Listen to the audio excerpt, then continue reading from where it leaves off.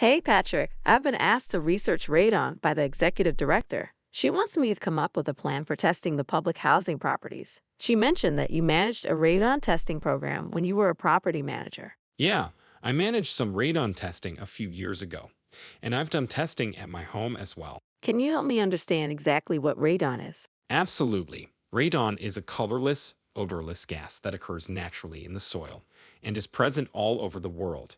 It is a product of the decay of uranium in the soil. Is radon evenly spread all over the world? No, though it can be present anywhere, some areas have more potential for radon because of their geology and soil composition. When there is more uranium in the soil, there is the potential for higher levels of radon gas. If radon is everywhere, then how can we plan for it? The concern about radon is from a long-term exposure. That means many years of exposure to high levels of radon gas. Radon exists in low concentrations in outdoor air, but it has a very short half-life, which is how decay is measured. The concern is mostly when radon gets concentrated indoors. It's an indoor air quality issue. For most people, the greatest exposure to radon is in their homes. Why in their homes? Radon accumulates at higher concentrations in buildings because the building acts like a vacuum for the radon gas. What do you mean acts like a vacuum? It has to do with air pressure. The differences between the indoor and outdoor pressure create suction that can draw radon gas inside of buildings. You weren't kidding. You really researched this. I'm impressed. Yeah, radon is an interesting topic and one I actually didn't know anything about before I tested my own home.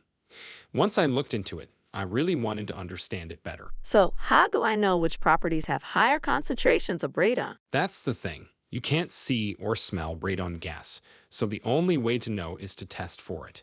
We have certified radon professionals here in our area, so that's the best way to test. Even when there aren't certified professionals in an area, test kits can be sent in the mail. For my house, I did the testing myself, and it wasn't too complicated. So, do I test all of our units? No, since the radon comes from the soil, the priority should be ground level units with ground contact. Our units don't have basements or sump pumps, but the concrete foundations can have cracks, which can be a pathway for the radon gas. Once you connect with a radon professional, they can help develop a testing plan. Great. So, how do I find a radon professional? It's pretty easy.